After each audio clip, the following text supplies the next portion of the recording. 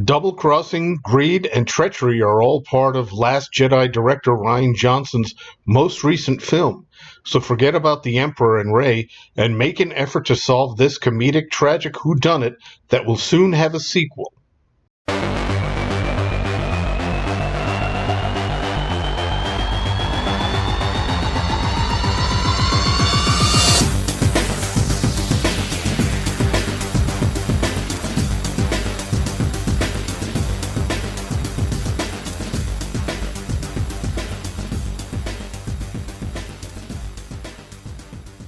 Knives Out is fast-paced and has a star-studded cast. Daniel Craig plays Southern gentleman sleuth Benoit Blanc. Christopher Plummer plays wealthy mystery writer Harlan Thrombey. And Ana de Armas plays Marta Cabrera, Thrombey's nurse and close friend. Other heavyweights include Chris Evans, Jamie Lee Curtis, Toni Collette, Michael Shannon, Don Johnson, and Catherine Langford. Craig plays Blanc with a pronounced Southern drawl. At one point, Ransom says Blanc sounds like the Warner Brothers cartoon character Foghorn Leghorn. And he's right. The accent is nearly identical. Physical evidence can tell a clear story with a forked tongue. Now, who's responsible for this unwarranted attack on my person? This movie isn't a classic whodunit because the character the story is centered around, Harlan Thrombey, kills himself after he believes his nurse, Marta, has accidentally injected him with a fatal dose of morphine instead of his normal nightly medication. After the mistake, she searches frantically for the antidote in her medication bag, but it's not there. Marta knows Thrombey will be dead in minutes without help. She tries to call an ambulance, but it's obvious there isn't enough time. So before slitting his own throat, Harlan provides her with a harebrained scheme to create a false alibi for herself. Once you're inside, and this is the tricky part. This is the tricky part? Get my robe and cap from my bedroom and put them on. Harlan, this is crazy. I don't think I can do We need that. to make this so airtight that the average cop will entirely dismiss you as a suspect. It sounds crazy, but it'll work.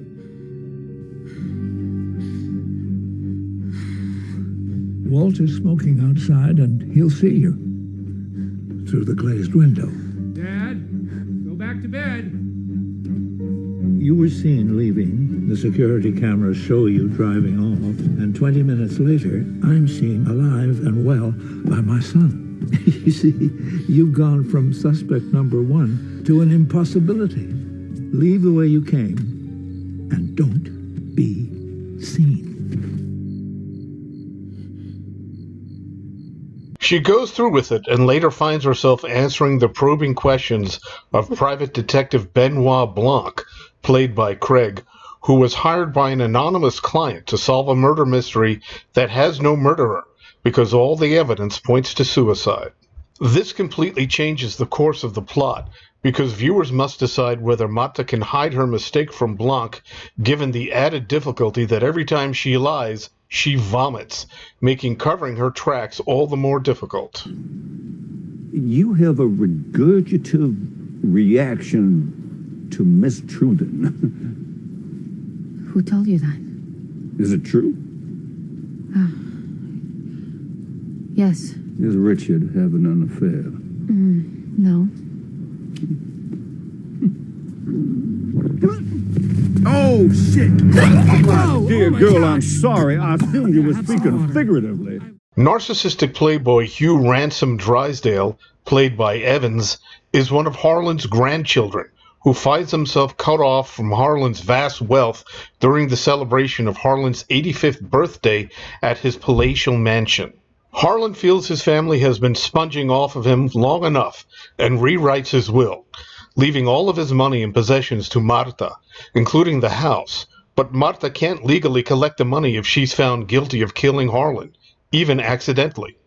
Ransom reaches out to help Marta keep her mistake from the police, but for a percentage of the money Harlan has left her. The writing in this movie couldn't be crisper. Every line of dialogue comes out of every character's mouth at the right time. Here's an example. Funny, Ransom, you skipped the funeral, but you're early for the will reading.